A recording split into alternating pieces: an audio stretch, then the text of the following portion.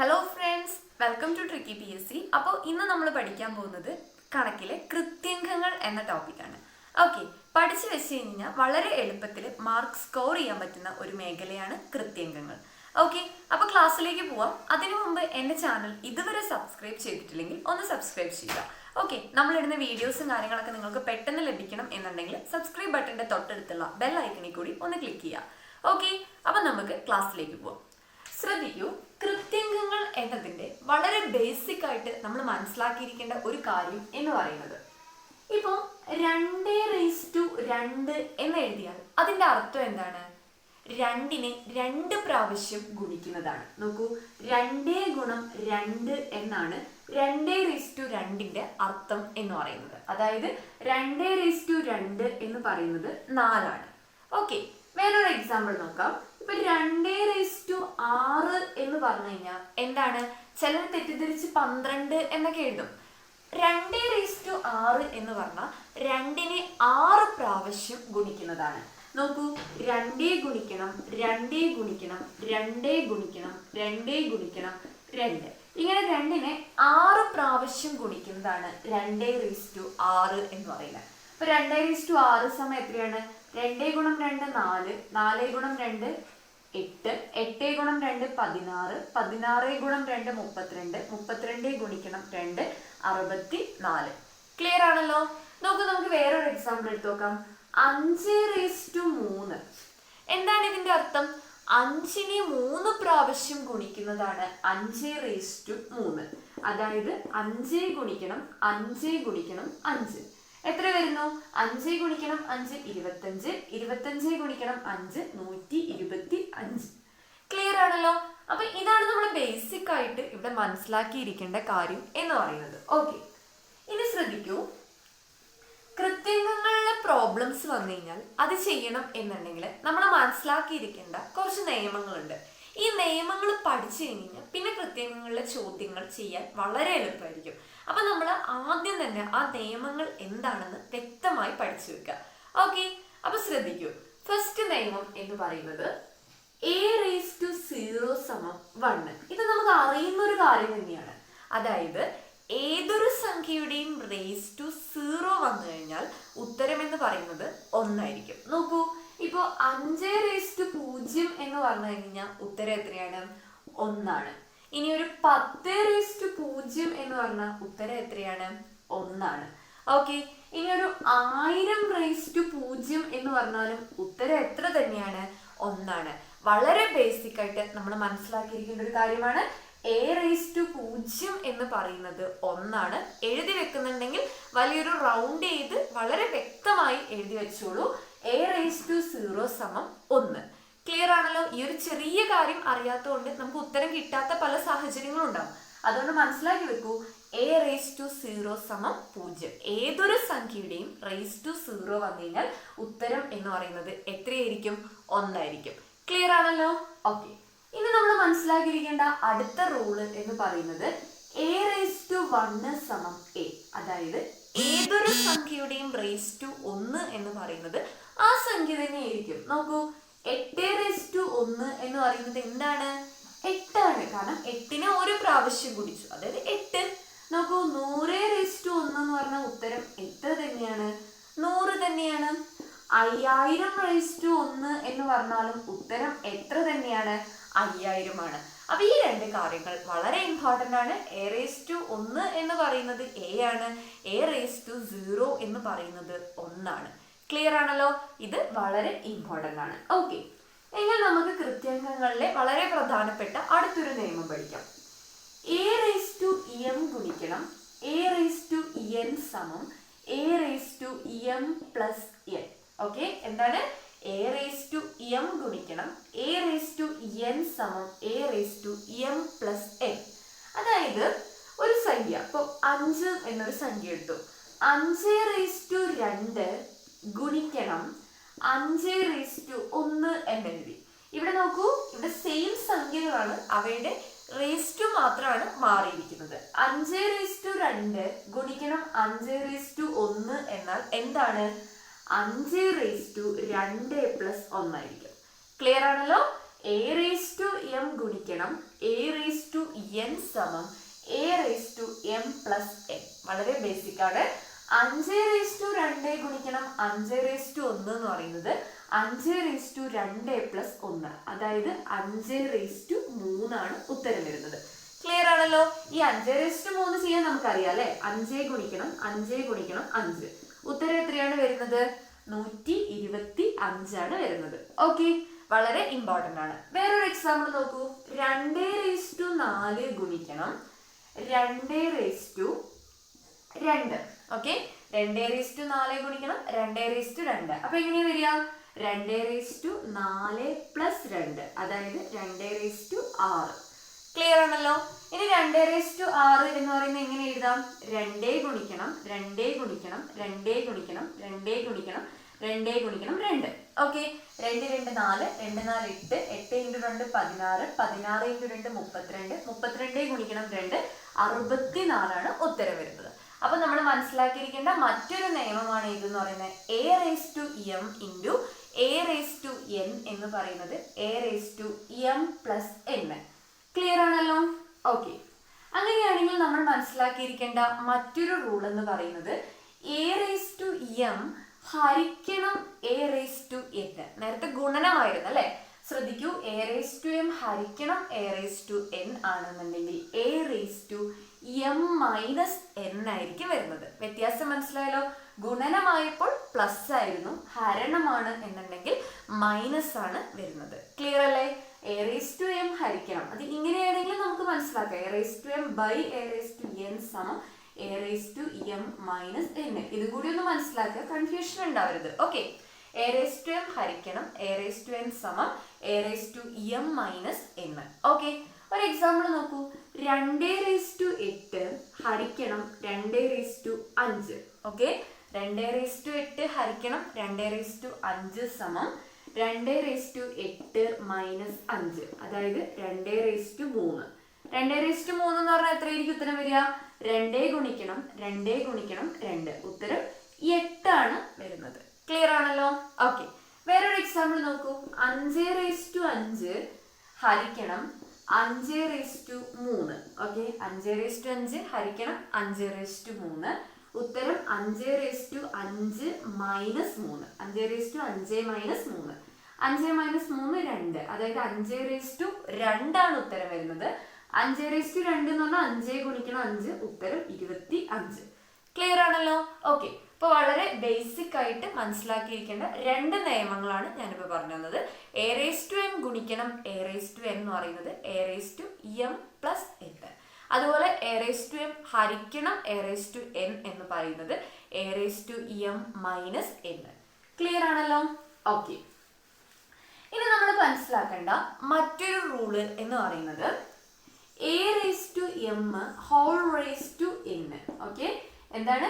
A raise to M whole raise to N സമം A raise to M into N. Okay, ശ്രദ്ധിക്കൂ, A raise to M whole raise to N എന്ന് പറഞ്ഞു കഴിഞ്ഞാൽ A raise to M into N. ഒരു example നോക്കൂ. 5 raise to 2 whole raise to 3 എന്നാണ് വന്നിരിക്കുന്നത് നോക്കിയോ. Okay, 5 raise to 2 whole raise to 3 എന്ന് പറയുന്നത് എന്തായിരിക്കും? 5 റേസ് ടു 2 ഗുണം 3, അതായത് 5 റേസ് ടു 6 ആയിരിക്കും വരുന്നത്. ക്ലിയർ ആണല്ലോ? ശ്രദ്ധിക്കൂ, വേറൊരു example. 2 raise to 3 whole raise to 2 ആണ് വന്നിരിക്കുന്നത് വെച്ചോ. അങ്ങനെയാണെങ്കിൽ നമുക്ക് എങ്ങനെ എഴുതാം? 2 റേസ് ടു 3 ഗുണിക്കണം 2, അതായത് 2 റേസ് ടു 6 ആണ് വരുന്നത്. ഓക്കെ, അതായത് a raise to M whole raise to N എന്ന് പറയുന്നത് A raise to M into N. Okay, ഇത് വളരെ ഇമ്പോർട്ടൻ്റ് ആയ മറ്റൊരു നിയമമാണ്. ഓക്കെ, നമ്മളിപ്പോൾ പഠിച്ചുകൊണ്ടിരിക്കുന്നത് എന്താണ്? കൃത്യങ്ക നിയമങ്ങളാണ്. ഇപ്പൊ കുറച്ച് നിയമങ്ങളൊക്കെ നമ്മൾ പഠിച്ചു. അപ്പൊ അതിന്റെ കൂട്ടത്തിൽ തന്നെ വളരെ ഇമ്പോർട്ടൻ്റ് ആയിട്ടുള്ള മറ്റൊരു കൃത്യങ്ക നിയമമാണ് A raise to M whole raise to N സമം A raise to M into N. Clear ആണല്ലോ? ഓക്കെ, ഇനി നമുക്ക് അടുത്തൊരു നിയമം പഠിക്കാം. ഇനി നോക്കൂ, A by B whole raise to M എന്ന് പറയുന്നത് A raise to M divided by B raise to M ആണ്. Okay, A by B whole raise to M എന്ന് പറയുന്നത് A raise to M divided by B raise to M ആണ്. ആ ഒരു splitting ഒന്ന് മനസ്സിലാക്കി വെക്കുക. അതായത് 5/10 ഹോൾ റേസ് ടു 2 എന്ന് പറയുന്നത് 5/2 ഹരിക്കണം 10/2 ആണ്. ഓക്കെ, 5/10 ഓൾ റേസ് ടു 2 സമം 5/2/10/2. അതായത് ഈ 5നും 10നും ഒരുപോലെ ബാധകമാണ് ഏതെന്ന് പറയുന്നത് റേസ് ടു 2 എന്ന് പറയുന്നത്. അതായത് 5/2 എന്ന് പറഞ്ഞാൽ 5 ഗുണം 5, 10/2 എന്ന് പറഞ്ഞാൽ 10 ഗുണം 10, 25 ഹരിക്കണം 100 ആണ് ആൻസർ വരുന്നത്. ഈ കാര്യം ഒന്ന് മനസ്സിലാക്കി വെക്കുക. ഓക്കെ, വേറൊരു എക്സാമ്പിൾ നോക്കിക്കഴിഞ്ഞാൽ 10/2 ഓൾ റേസ് ടു 4, അതായത് 10/4 ഹരിക്കണം 2/4 എന്നാണ് വരുന്നത്. അപ്പോൾ a by b all raised to m എന്ന് പറയുന്നത് a raised to m by b raised to m എന്നാണ് വരുന്നത്. ക്ലിയർ ആണല്ലോ? ഓക്കെ, എങ്കിൽ അതുപോലെ തന്നെ മറ്റൊരു നിയമം വളരെ ഇമ്പോർട്ടൻ്റ് ആയിട്ട് നമ്മൾ പഠിക്കേണ്ടത് a b raise to M എന്ന് പറയുന്നത് A raise to M into b raise to M ആണ്. ഇതും വളരെ ഇമ്പോർട്ടൻ്റ് ആണ്. Okay, a b raise to M എന്ന് പറയുന്നത് A raise to M into b raise to m. നോക്കൂ, 2 ഗുണം 5 ഹോൾ റേസ് ടു 10 എന്ന് പറഞ്ഞാൽ അതിൻ്റെ അർത്ഥം എന്താണ്? 2/10 ഗുണിക്കണം 5/10 എന്നാണ്. ഓക്കെ, വേറെ എക്സാമ്പിൾ നോക്കൂ. 1 × 10 ഗുണിക്കണം റേസ് ടു 2 സമം 1/2 ഗുണിക്കണം 10/2 ആണ്. അപ്പൊ ഇങ്ങനെ ഗുണനം വന്നാലും നമ്മൾ നേരത്തെ പഠിച്ചു a by b whole raise to m സമം a raise to m by b raise to m. അതുപോലെ തന്നെയാണ് a b raise to M എന്ന് പറയുന്നത് A raise to M into b raise to M എന്ന് പറയുന്നത്. ക്ലിയർ ആണല്ലോ? Okay, അപ്പൊ ഈ രണ്ട് നിയമങ്ങളും ഒരുമിച്ച് പഠിച്ചു വെക്കുക. ഓക്കെ, മാറിപ്പോകരുത്. അടുത്ത ഒരു നിയമം എന്ന് പറയുന്നത് A raise to minus m എന്ന് പറയുന്നത് 1/a റേസ് ടു എം ആണ്. ഓക്കെ, ഓർത്തു വെച്ചോളൂ, a raise to minus m എന്ന് പറയുന്നത് 1/a റേസ് ടു എം ആണ്. ക്ലിയർ ആണല്ലോ? ഇനി ഞാൻ നേരെ തിരിച്ചെഴുതാം. 1/a raise to minus m എന്ന് പറയുന്നത് എന്തായിരിക്കും? എ റേസ് ടു എം ആണ്. ഇത് രണ്ടും ഒന്നിച്ച് പഠിച്ചു നോക്കാം. ഇപ്പൊ നോക്കൂ, 5/-2 എന്ന് പറയുന്നത് 1/5/2 ആണ്.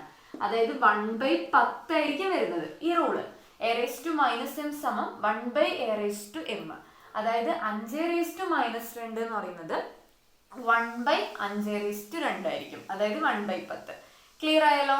ഇനി നോക്കൂ, 1/a raise to minus m എന്ന് പറയുന്നത് എ റേസ് ടു എം ആണ്. ഇതൊക്കെ വളരെ നമ്മൾ മനസ്സിലാക്കിയിരിക്കണം. കാരണം ചോദ്യങ്ങൾ വരുമ്പോൾ നമ്മൾ ഈ ഇത്തരം കാര്യങ്ങളൊക്കെ അപ്ലൈ ചെയ്ത് കഴിഞ്ഞാൽ മാത്രമേ നമുക്ക് പെട്ടെന്ന് ഉത്തരത്തിലേക്ക് എത്താൻ പറ്റുള്ളൂ.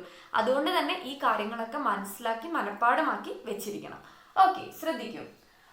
1/10⁻2 എന്നതിന്റെ അർത്ഥം എന്ന് പറയുന്നത് 10⁻2 ആയിരിക്കും. ക്ലിയർ ആണല്ലോ? 1/a raise to minus m equal to a raise to m. Clear ആണല്ലോ?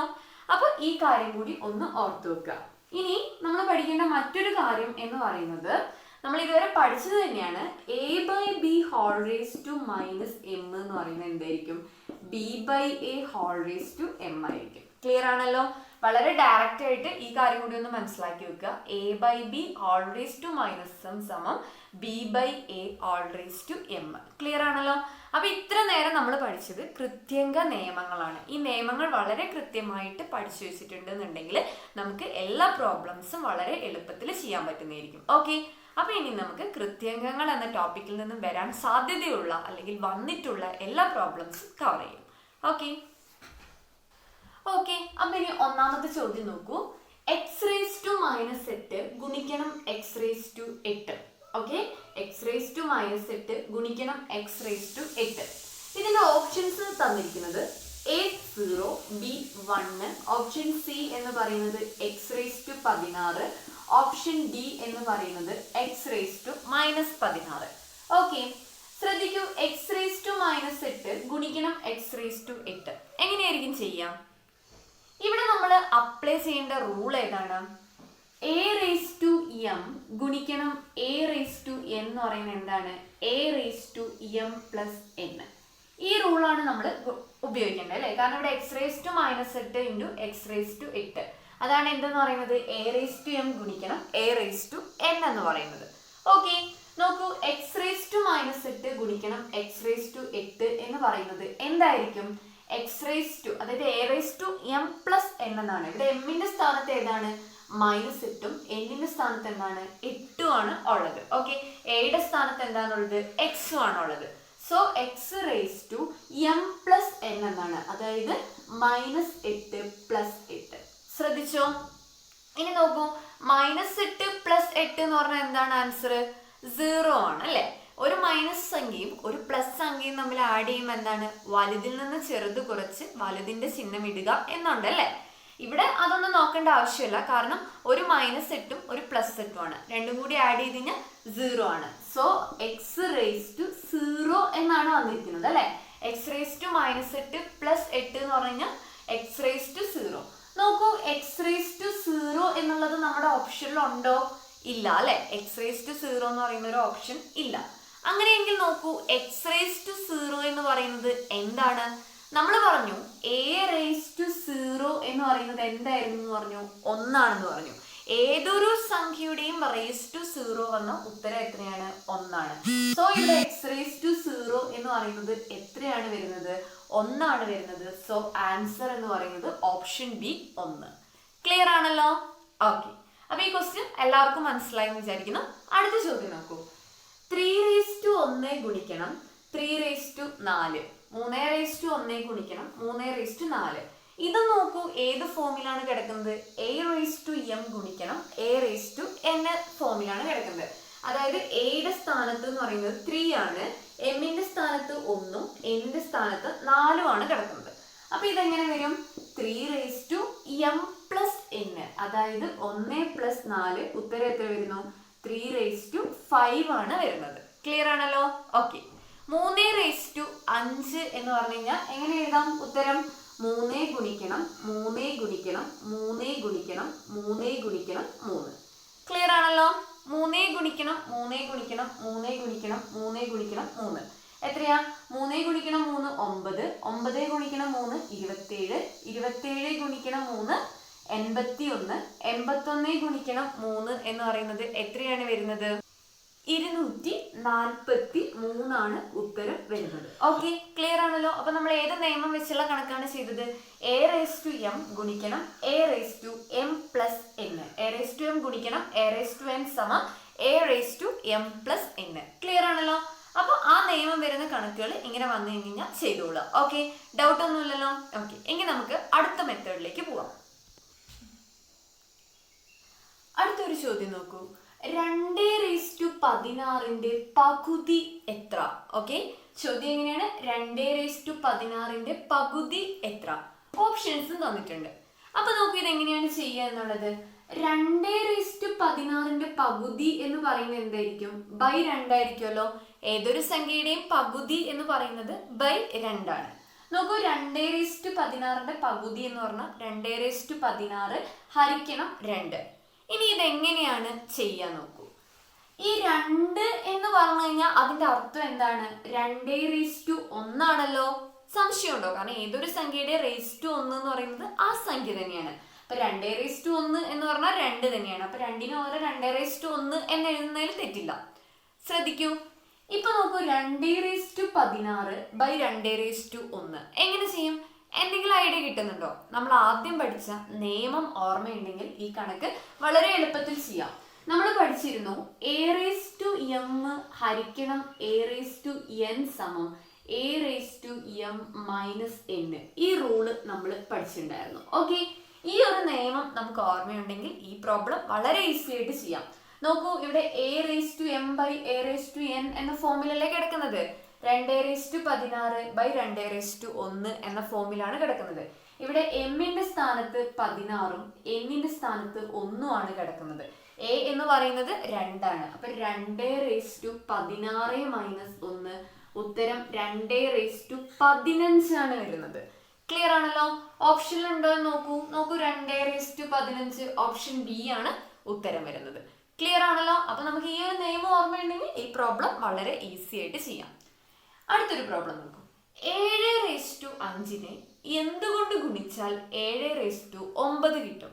അതായത് 7/5 ഏതോ ഒരു സംഖ്യ കൊണ്ട് ഗുണിച്ചു കഴിഞ്ഞാൽ 7/9 കിട്ടും. അത് ഏത് സംഖ്യയാണ് എന്നാണ് ചോദിച്ചിരിക്കുന്നത്. അതായത് 7/5 എന്തുകൊണ്ട് ഗുണിച്ചാൽ അത് നമുക്ക് അറിയില്ല. അപ്പൊ നമുക്ക് അവിടെ ഒരു ചരം കൊടുക്കാം. k എന്ന് പറയുന്ന ഒരു ചരം കൊടുക്കാം. 7/5 k കൊണ്ട് ഗുണിച്ചാൽ എത്ര കിട്ടും? 7/9 കിട്ടും. നമുക്ക് എന്താണ് ഇവിടെ കണ്ടുപിടിക്കേണ്ടത്? k ആണ് കണ്ടുപിടിക്കേണ്ടത്. സോ k സമം 7/9/7/5 എന്ന് എഴുതിക്കൂടെ?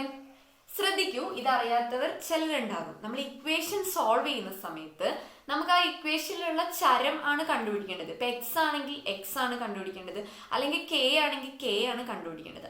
അപ്പൊ ആ ചരമുള്ള ഭാഗത്തെ അവിടെ നിർത്തിയ ശേഷം ബാക്കിയുള്ളതിനെല്ലാം സമത്തിന്റെ അപ്പുറത്തേക്ക് കൊണ്ടുപോവുകയാണ്. ശ്രദ്ധിക്കൂ, ഇവിടെ നമുക്ക് k ആണ് കണ്ടുപിടിക്കേണ്ടത്. ഇത് അറിയാത്തവർക്ക് വേണ്ടിയാണ് പറയുന്നത്, ശ്രദ്ധിച്ചോളൂ.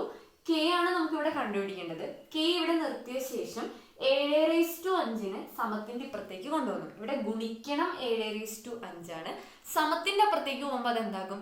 ഹരണമായി മാറും. ക്ലിയർ ആണല്ലോ? നേരെ മറിച്ച് ഹരിക്കണം ആണുള്ളത് എന്നുണ്ടെങ്കിൽ സമത്തിന്റെ അപ്പുറത്തേക്ക് പോകുമ്പോൾ ഗുണനമാകും. അതുപോലെ തന്നെ പ്ലസ് ആണെന്നുണ്ടെങ്കിൽ സമത്തിന്റെ അപ്പുറത്ത് പോകുമ്പോൾ മൈനസ് ആകും. മൈനസ് ആണെന്നുണ്ടെങ്കിൽ സമത്തിന്റെ അപ്പുറത്തേക്ക് പോകുമ്പോൾ പ്ലസ് ആകും. ഇക്വേഷൻ സോൾവ് ചെയ്യാനുള്ള ഒരു ക്ലാസ് ഞാൻ എടുത്തിട്ടുണ്ട്. അപ്പൊ നിങ്ങൾക്ക് കുറച്ചുകൂടി വ്യക്തമായിട്ട് മനസ്സിലാവും. ക്ലിയർ ആണല്ലോ? ശ്രദ്ധിക്കൂ. അപ്പൊ നമുക്കിവിടെ k ആണ് കണ്ടുപിടിക്കേണ്ടത്. k സമം 7/9 ഹരിക്കണം 7/5 എന്ന് വന്നു. ഇങ്ങനെ വന്നു കഴിഞ്ഞാൽ ഇനി നമുക്ക് ചെയ്യാൻ വളരെ എളുപ്പമാണ് അല്ലെ? ഏതാണ്? നമ്മുടെ ഈ ഒരു റൂള് a/m/a/n എന്ന റൂള് ഉപയോഗിച്ചാൽ മതി. ഇവിടെ m-ന്റെ സ്ഥാനത്ത് 9ഉം n-ന്റെ സ്ഥാനത്ത് എത്രയാണുള്ളത്? 5ഉം ആണുള്ളത്. സോ 7/9 - 5 എന്നാണ് വരുന്നത്. അതായത് 7/4 ആണ് ഉത്തരം വരുന്നത്. ക്ലിയർ ആണല്ലോ? അപ്പൊ 7/4 എന്ന് പറയുന്നത് ഓപ്ഷൻ സി ആണ് നമ്മുടെ ഈ ചോദ്യത്തിന്റെ ഉത്തരം എന്ന് പറയുന്നത്. ക്ലിയർ അല്ലേ? ഓക്കെ, ഇനി അടുത്ത ചോദ്യം നോക്കൂ. 4/5 ഗുണിക്കണം 4/3 all/2. ഓക്കെ, ചോദ്യം മനസ്സിലായല്ലോ? ഇനി ഇതെങ്ങനെയാണ് ചെയ്യാം? 4/5 ഗുണിക്കണം ഈ 4/3 all/2 അതിനെ സോൾവ് ചെയ്യണം അല്ലെ?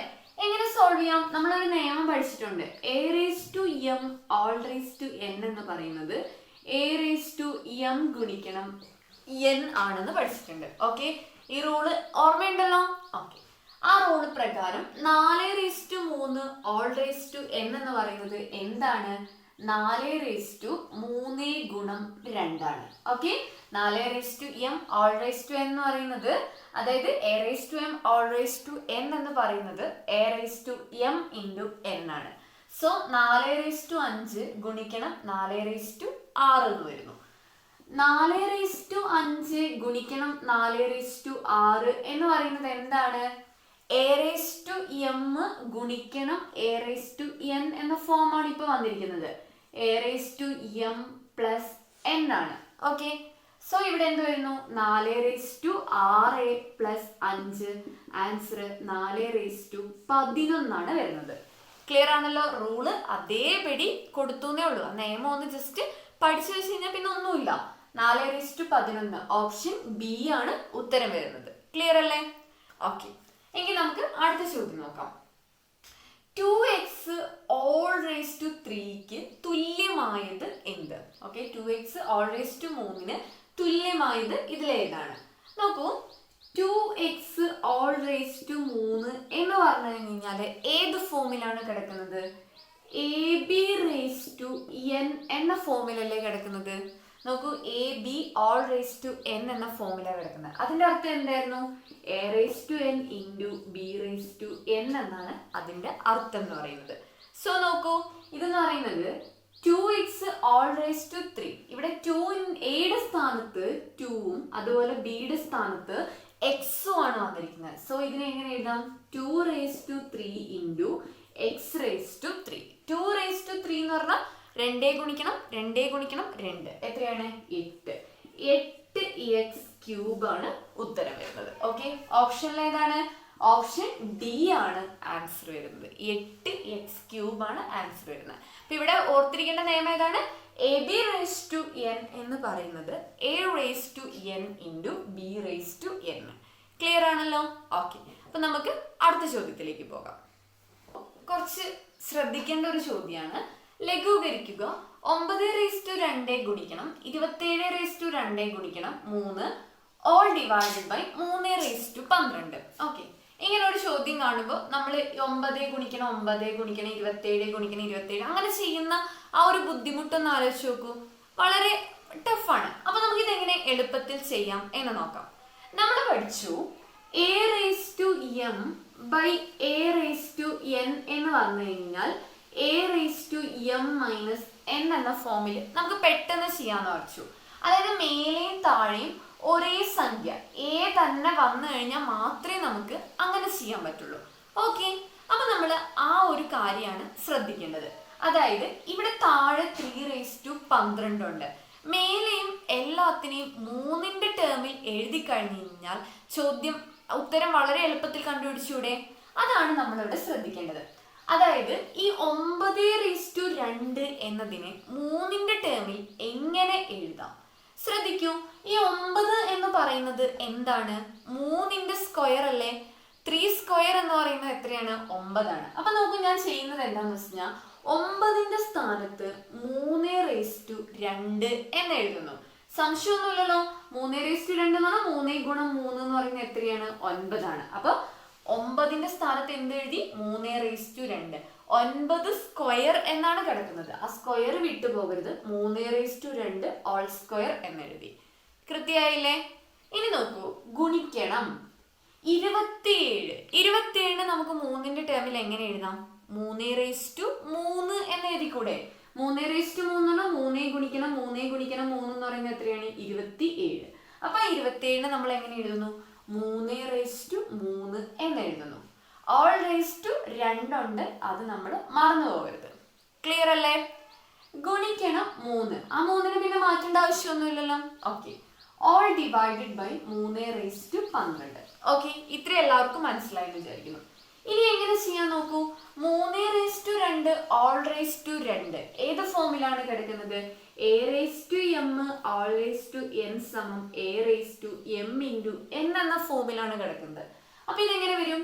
3/2 ഗുണിക്കണം 2 ഇൻറ്റു ഇതെങ്ങനെ വരുന്നു? 3/3 ഗുണിക്കണം 2 ബൈ ഇൻറ്റു 3 ബൈ 3/12. ക്ലിയർ ആണല്ലോ? ഇനി ശ്രദ്ധിക്കൂ, 3/4 ഗുണിക്കണം 3/6 ഗുണിക്കണം 3 ഓൾ ഡിവൈഡഡ് ബൈ 3/12. ഒരു സംശയമില്ലല്ലോ. അപ്പൊ നമ്മളിവിടെ a⁻m ഓൾ റേസ്റ്റ് n സമം a⁻m × n എന്ന നിയമം നമ്മളിവിടെ അപ്ലൈ ചെയ്തു. അപ്പൊ ഇവിടെ 3/2 ഓൾ റേസ്റ്റ് 2 എന്നുള്ളത് 3/2 ഗുണിക്കണം 2 എന്നായി. അതുപോലെ ഇവിടെ 3/3 ഗുണിക്കണം 2 എന്നായി. 3 അതേപോലെ എഴുതുന്നു. നോക്കൂ, 3/2 ഗുണിക്കണം 2 3/4. അതുപോലെ 3/2 ഗുണിക്കണം 3 എന്ന് പറയുന്നത് 3/6 ഗുണിക്കണം 3 ഓൾ ഡിവൈഡഡ് ബൈ 3/12. ഇനി നോക്കൂ, ഇതിനെ എങ്ങനെ സോൾവ് ചെയ്യാം? ഇത് ഏത് ഫോമിലാണ് കിടക്കുന്നത്? a⁻m ഗുണിക്കണം a⁻n സമം a⁻m + n എന്ന രൂപത്തിലാണ് കിടക്കുന്നത്. ഇവിടെ ശ്രദ്ധിക്കൂ, 2 സംഖ്യകൾ മാത്രമല്ല 3ഓ 4ഓ സംഖ്യകൾ വന്നു കഴിഞ്ഞാൽ ഇപ്പൊ a⁻m ഗുണിക്കണം a⁻n ഗുണിക്കണം a⁻l എന്ന് വന്നു കഴിഞ്ഞാൽ നമുക്ക് എങ്ങനെ എഴുതാം? a⁻m + n + l എന്ന് എഴുതാം. തെറ്റില്ല. എത്ര എണ്ണം വന്നു കഴിഞ്ഞാലും റൂൾ അത് തന്നെയാണ്. അപ്പൊ ഇതെങ്ങനെ വരും? 3/4 + 6 + 1 എന്ന് വരും. അതായത് 3/1 എന്ന് പറയുന്നതാണ് എന്തെന്ന് പറയുന്നത്? 3 എന്ന് പറയുന്നത്. സോ 1 നിന്ന് ഓൾ ഡിവൈഡഡ് ബൈ 3/12 സമം 3/6 4 10 10 1 11 3/11 ബൈ 3/12. ക്ലിയർ ആണല്ലോ? അപ്പൊ ഇത്രയും എല്ലാവർക്കും മനസ്സിലായി കാണുമല്ലോ. ശ്രദ്ധിക്കൂ, ഇനി എന്താണ് ഇവിടെ അപ്ലൈ ചെയ്യേണ്ടത്? a⁻m ബൈ a⁻n എന്ന ഫോമിലാണ് കിടക്കുന്നത്. അതെങ്ങനെയാണ്? a⁻m - n. അതായത് 3/11 - 12. ഉത്തരം എത്ര വരുന്നു? 3 - 1. ഓക്കെ, ക്ലിയർ ആണല്ലോ? ഇനി നോക്കൂ, ഈ 3 - 1 ഓപ്ഷനിൽ എവിടെയെങ്കിലും ഉണ്ടോ? ഇല്ല അല്ലേ? അതായത് നമ്മൾ നിയമം പഠിക്കുന്ന സമയത്ത് പഠിച്ചിരുന്നു a⁻1 എന്ന് പറയുന്നത് 1/a ആണെന്ന് നമ്മൾ പഠിച്ചിട്ടുണ്ടായിരുന്നു. പഠിച്ചില്ലേ? a⁻1 സമം 1/a. അപ്പൊ ഇവിടെ 3⁻1 എന്ന് പറയുന്നത് 1/3 ആയിരിക്കും. ഉത്തരം എന്ന് പറയുന്നത് 1/3. ഓപ്ഷൻ സി ആണ് ഉത്തരം വരുന്നത്. ക്ലിയർ ആണല്ലോ? അപ്പൊ നമ്മൾ കുറച്ച് മനസ്സിലാക്കി ചെയ്യേണ്ട ഒരു ചോദ്യമാണ് ഇപ്പൊ നമ്മൾ ചെയ്തത്. വളരെ ഇമ്പോർട്ടന്റ് ആണ്. ഓരോരോ നിയമങ്ങളും അതത് സ്ഥലത്ത് അപ്ലൈ ചെയ്ത് കഴിഞ്ഞാൽ മാത്രമേ നമുക്ക് കിട്ടുള്ളൂ. അപ്പോൾ വീണ്ടും വീണ്ടും ചെയ്തുകൊണ്ട് ഇരുന്ന് കഴിഞ്ഞാൽ തന്നെ നമുക്ക് ഇതൊക്കെ വളരെ തറവാകും. നിയമങ്ങളാണ് ഇമ്പോർട്ടൻ്റ് എന്ന് മനസ്സിലായി കാണുമല്ലോ. ഓക്കെ, അപ്പൊ നമുക്ക് വേറൊരു ചോദ്യത്തിലേക്ക് പോവാം. ഓക്കെ, അപ്പൊ ഇനി അടുത്ത ചോദ്യം നോക്കൂ. 17⁻3.5 ഗുണിക്കണം 17⁻7.3 ഹരിക്കണം 17⁻4.2 സമം 17x ആയാൽ എക്സിന്റെ വില എത്ര? ഓക്കെ, നോക്കൂ, ക്വസ്റ്റ്യൻ ഞാൻ ഒന്നുകൂടി എഴുതാൻ പോവാണ്. 17⁻3.5 ഗുണിക്കണം 17⁻7.3 ഹരിക്കണം 17⁻4.2 സമം 17x. വളരെ സിമ്പിൾ ആണ്, ഒന്നുമില്ല. ഇവിടെ ഗുണനമാണല്ലേ വന്നിരിക്കുന്നത്. 17⁻3.5 ഗുണിക്കണം 17⁻7.3. അതിന്റെ അർത്ഥം എന്താണ്? 17⁻3.5 പ്ലസ് 7.3 എന്നല്ലേ? അതായത് a⁻m ഗുണിക്കണം a⁻n എന്ന് പറയുന്നത് a⁻m പ്ലസ് n ആണ്. ഹരിക്കണം 17⁻4.2 സമം 17x. ക്ലിയർ അല്ലേ? ഇനി ശ്രദ്ധിക്കൂ, 3.5 പ്ലസ് 7.3 എന്ന് പറഞ്ഞു കഴിഞ്ഞാൽ എത്രയാണ് വരുന്നത്? 17⁻10.8. 3.5 7.3 കൂടി കൂട്ടിയാൽ 10.8. ഹരിക്കണം 17⁻4.2 സമം 17x. ഇത് നോക്കൂ, ഇവിടെ ഇനി ഏത് ഫോമിലാണ് കിടക്കുന്നത്? a⁻m ഹരിക്കണം a⁻n സമം a⁻m മൈനസ് n എന്ന ഫോമിലാണ് കിടക്കുന്നത്. അപ്പൊ ഇതെങ്ങനെ വരും? 17⁻10.8 മൈനസ് 4.2 സമം 17x എന്ന ഫോമിലാണ് വരുന്നത്. നോക്കൂ, 10.8 നിന്നും 4.2 മൈനസ് ചെയ്ത് കഴിഞ്ഞാൽ എത്രയാണ്? 6.6. 17⁻6.6 സമം 17x. അപ്പൊ ഇനി നോക്കൂ, ഇതിൽ നിന്ന് നമുക്ക് എന്ത് മനസ്സിലാക്കാം? എക്സിന്റെ വില എന്ന് പറയുന്നത് 6.6 ആണെന്ന് മനസ്സിലാക്കാം. ഓക്കെ, ഏത് ഓപ്ഷൻ ആണ്? ഓപ്ഷൻ സി ആണ് ഉത്തരം വരുന്നത്. ക്ലിയർ ആണല്ലോ? ഓക്കെ, അപ്പൊ നമ്മുടെ കൃത്യംഗങ്ങൾ എന്ന മേഖലയിലെ എല്ലാ നിയമങ്ങളും നമ്മൾ പഠിച്ചു. അത് വെച്ച് ചെയ്യാവുന്ന കുറച്ച് കണക്കുകൾ കൂടി നമ്മൾ പഠിച്ചു. ഇനി നമ്മൾ അടുത്ത ക്ലാസ്സിൽ ഇതിന്റെ ബാക്കി കാര്യങ്ങളൊക്കെ പഠിക്കും. വേറെ വ്യത്യസ്തമായ രീതിയിൽ കൃത്യംഗങ്ങളിൽ നിന്ന് എങ്ങനെയാണ് ചോദ്യങ്ങൾ വരുന്നത് എന്നൊക്കെ നമുക്ക് അടുത്ത ക്ലാസ്സിൽ പഠിക്കാം. ഓക്കെ, അപ്പൊ നമുക്ക് അടുത്ത ക്ലാസ്സിൽ കാണാം. അതുവരേക്കും ബൈ ബൈ.